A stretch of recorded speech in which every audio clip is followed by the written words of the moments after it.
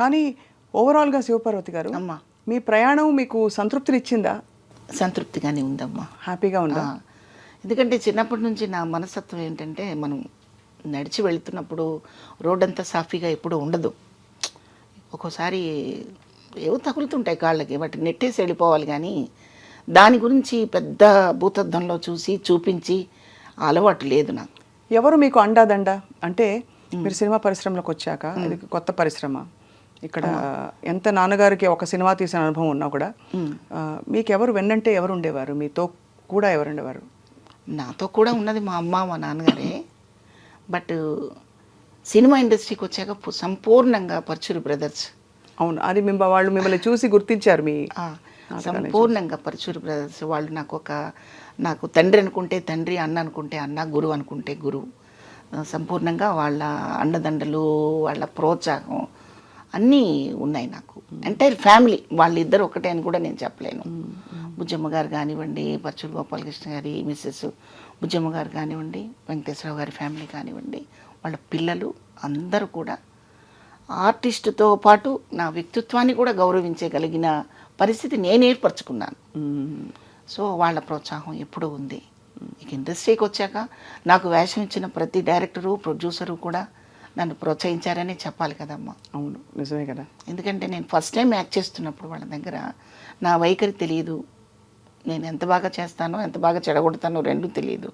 ఒక కాన్ఫిడెన్స్తో క్యారెక్టర్ ఇచ్చినప్పుడు అది ఎంకరేజ్ చేసినట్టే కదా. అది ఎర్రమల్లెలే ఫస్ట్ కదా మ్యామ్ మీది? ఎర్రమల్లెలే ఫస్ట్ అవుతుంది. దాని తర్వాత సప్తపరి చేశారు. అది చిన్న వేషాలు, అందులో అంటే 2 సీన్లు 3 సీన్లు ఉండే వేషాలు. కానీ మీకు మంచి గుర్తింపు వచ్చింది మాత్రం శోభన్ బాబు గారితో కలిసి సర్పయాగం. అప్పటికి పరుచూరి బ్రదర్స్ వాళ్ళు పరిచయం చేయబట్టే కదా మీరు. అసలు వాళ్ళు పరిచయం చేయకపోతే నేను లేనమ్మా. అసలు నేను లేను, నేను ఎవరో తెలీదు. ఇప్పుడు మీరు చెప్పే ఎర్రమల్లెలు, సప్తపది కూడా నేను తెనాల్లో ఉండి నా నాటకాలు నేను వేసుకుంటూ నా బిజీలో నేను ఉండి మధ్యలో ఎప్పుడో ఒక 6 నెలలకు, ఒక సంవత్సరానికో వాళ్ళు పిలిస్తే ఒక వేషం వేసి రావడమే తప్ప ఫుల్ కాన్సన్ట్రేషన్ దీని మీద పెట్టింది లేదు. నేనంటూ హైదరాబాదు వచ్చి ఇక్కడే నివాసం ఉండి ఇక్కడ క్యారెక్టర్స్ చేస్తూ ఉండటం కోసం వచ్చిన అవకాశం ఇచ్చింది మాత్రం పరుచూరి బ్రదర్స్. అప్పట్లో మీకు ఇంట్లో కానీ ఎక్స్టెండెడ్ పెద్ద కుటుంబాలు ఉన్నప్పుడు, పెద్దలు చాలామంది ఉంటారు, పిన్నులు, అత్తలు, వాళ్ళందరూ ఎప్పుడు ఆపలేదా మిమ్మల్ని? సినిమా ఇండస్ట్రీకి ఎందుకు మనకి అవసరం లేదు ఆపకపోవడం కాదు, అసలు వాళ్ళకు చిన్న చూపు. ఓహో, నాటకాలు అంటే చిన్న చూపు, సినిమా అంటే ఏదో సినిమాల్లోకి వెళ్ళిపోతున్నారు, అక్కడ ఏదో జరిగిపోతుంది అనే ఒక. అవును, ఆ రోజుల్లో ఉండేది కూడా. ఇది 70వ 80వ దశకాల్లో బాగా ఇంకా ఎక్కువ ఉండేదని అంటూ ఉంటారు. కాబట్టి మీ కుటుంబం ఎలాంటి కుటుంబం శివపార్వతి గారు? బాగా ట్రెడిషనల్గా ఉండేవారా, లేక కొంచెం అభ్యుదయ భావజాలం ఉండేవాళ్ళ? అలా ఏం కాదు. అమ్మ అన్ఎడ్యుకేటెడ్, అమ్మకు అసలు ఏమీ తెలియదు. నాన్న చదువుకున్నారు, నాన్న ఆర్టిస్టు, బాగా పాడతారు, బాగా పాడేవారు. ఆయనకి నాటకాలంటే ఇంట్రెస్ట్. అది పూర్తి ట్రెడిషన్, అంత పకడ్బందీగా అలాగా ఏమీ లేదు. ఆమెకు అసలు ప్రపంచమే తెలియదు ఆమెకి. మేము 7 పిల్లలను పుట్టామనేది ఆశ్చర్యంగా అనిపిస్తుంటుంది నాకు ఒక్కొక్కసారి అమ్మ గురించి గుర్తు చేసుకుంటే.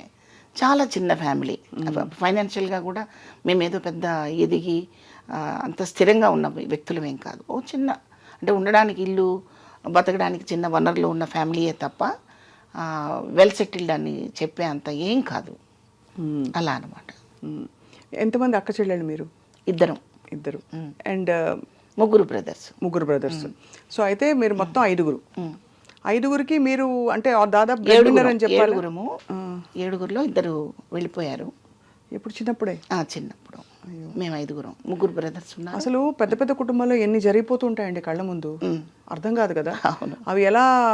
అవి మొత్తం అంటే దాన్ని జీర్ణించుకునే లోపు ఇంకోటి ఏదో కొత్త సమస్య, సవాలు, పని, ఒత్తిడి, ఇవన్నీ ఎలా జీవితం, మీ బాల్యం, మీ యవ్వనం అంతా అందులోనే కొనసాగిపోయింది. పెద్ద కుటుంబాల్లో ఏముందిలేమ్మా, మాలాంటి చిన్న కుటుంబాల్లో కూడా ఎన్నో జరుగుతూ ఉంటాయి. అవి ఆపలేము. అంటే అది బుద్ధిని బట్టి, సంస్కారాన్ని బట్టి ఉంటుంది. ఉదాహరణకి మా మదరు చనిపోయి రేపు వచ్చే ఫిబ్రవరికి 2 years అవుతుంది. 2 years. అయితే సమాజం ఎలా ఉంది అంటే, డబ్బు వల్ల మనసు ఎదగదు, డబ్బుతో సంబంధమే లేదు. మనిషి ఎదగాలి, మనసు ఎదగాలి. దానికి ఏమి పెద్ద పెద్ద ఎక్విప్మెంట్స్, కోట్లు, డబ్బులు, ఎకరాలు, పొలాలు అక్కర్లేదు. మనసుకు పదును పెడితే చాలు. అయితే ఆ మనసుకు పదును పెట్టడం చాలామంది మర్చిపోయారు. అమ్మకి 3 కొడుకులు ఉండి కూడా ఆమె దాన్ని ఏమంటారు, అంతిమయాత్రలో ఆమెకి సంబంధించిన సంస్కారాలు చేయటానికి 2 కొడుకులు రాలేదమ్మా. ఎలాగలా అలా ఎలా జరిగింది అసలు? రాలేదు అంటే పెళ్ళిళ్ళు అయిన తర్వాత వాళ్ళ వరలోకి ఇరుక్కుపోతారు కొంతమంది మగవాళ్ళు. ఆవిడ పర్మిషన్ ఇవ్వలేదని మా మదర్కి ఆ కార్యక్రమాలు చేయలేదు. నా లాస్ట్ దూరంగా ఉంటారా వాళ్ళు బాగా? అంటే అమ్మ బుచ్చిరెడ్డిపాలెంలో ఉంటారు, మా సిస్టర్ అక్కడ ఉంది, అక్కడ నా దగ్గర ఉండేవారు. అమ్మ బ్రదర్స్ రాని బ్రదర్స్ ఎక్కడ ఉంటారు? ఇక్కడ హైదరాబాద్లో ఉంటాడు ఒక బ్రదరు. ఇక్కడి నుంచి రావడానికి కూడా ఇబ్బందా? ఇబ్బంది. వాళ్ళు ఏదో ఇతర దేశాల్లో ఉన్నట్టు.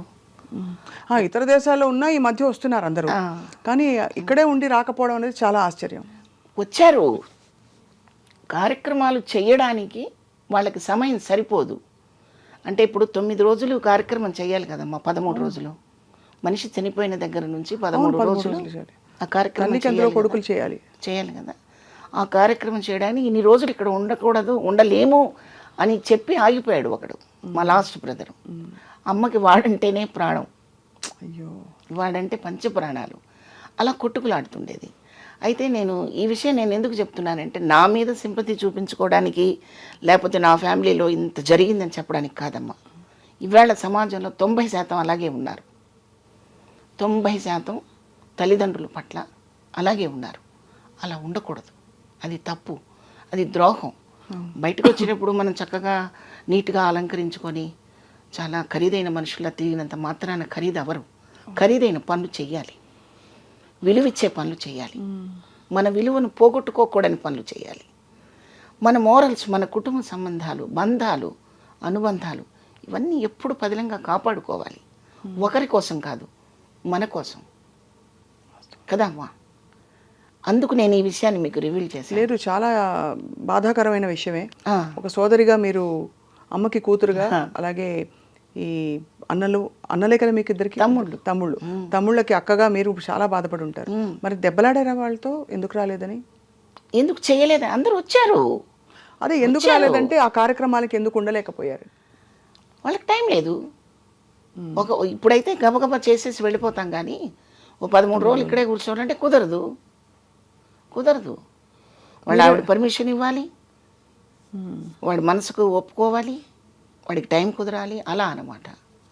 పాపం లాస్ట్ మినిట్ వరకు అమ్మ వాడి కోసం అలమటించింది, అది నాకు తెలుసు. ఇంకా నేనైతే ఇంకొక 5 నిమిషాల్లో మరి ఇది ఎవరితో చేయించాలి? పెద్ద కొడుకు చేయట్లేదు, చిన్న కొడుకు చేయట్లేదు, మధ్యలో ఇంకో తమ్ముడు ఉన్నాడు, రెండో తమ్ముడు, మా తమ్ముడు. వాడు కూడా కాదు అంటే వాడు ఒంగోలులో ఉంటాడు. మా బంధువులందరూ 200 మంది ఫ్యామిలీస్ ఒంగోలులో ఉన్నారు. ఒకవేళ వాడు కూడా కొద్దిగా అడుగు వెనక్కి వేస్తే హైదరాబాద్ తెచ్చుకొని జమున గారి కూతురులాగా నేను కూడా మా అమ్మకి అలా చేద్దాం అనుకున్నాను. అయితే అవకాశం నాకు ఇవ్వకుండా వాడు చేసేసుకున్నాడు, అదొకటి సంతోషం. అలా అనమాట. చాలా భారాన్ని మీరు చిన్నప్పటి నుంచి ఇలా చాలా విషయాలు మింగేసి ఉంటారు ఎక్కడికక్కడ. మీరు తప్పదమ్మా, జీవితంలో ఎప్పుడు వడ్డించిన విస్తరి కాదు జీవితం. విస్తరి సరిగా వేసుకోవాలి, దాంట్లో వడ్డించుకోవాల్సిన వస్తువులు కూడా జాగ్రత్తగా వడ్డించుకోవాలి. అన్నీ కలిపి కొప్పేసాం అనుకోండి, మనకు ఆకలి వేయదు. జీవితం కూడా అంతే కదా తల్లి. అవును. అట్లాగే నేను చెప్పేది నా కష్టం గురించి నేను చెప్పట్లేదు సుమా. జనం బయట అంతా ఎలా ఉన్నారంటే 90% ఇదే పరిస్థితుల్లో ఇదే పంధాలో నడుస్తున్నారు. తల్లిదండ్రులు చనిపోయే పరిస్థితి తీసుకొచ్చేది వాళ్ళే, చనిపోయిన తర్వాత దుర్మార్గంగా చూసేది కూడా వాళ్ళే. అవును. అలా చేయొద్దని 2 చేతులెత్తి దండం పెట్టి మరీ చెప్తున్నాను. మనిషి జన్మకి సార్థకత మన ధర్మాలు మనం పాటించినప్పుడే. అవును. అవి పాటించకపోతే మనిషి అని చెప్పడానికి అర్హత ఎవరికీ ఉండదు. అందుకు నేను చెప్తున్నాను. ఎందుకంటే నేను కూడా ఒక అమ్మని, నానమ్మని. వేషాలు కూడా అన్నీ అమ్మ వేషాలు, నానమ్మ వేషాలు. ఒక తల్లి ఆర్ద్రత, ఒక తల్లి హృదయం పర్సనల్గా చవి చూసిన దాన్ని, పాత్రల ద్వారా మరింత వైడ్గా చూసిన దాన్ని. అందుకని చెప్తున్నాను, ఎవరైనా నా మాట, ఎవరైనా ఒక్క మాటైనా అలా మనసుకు తాకితే నేను చాలా సంతోషపడతాను.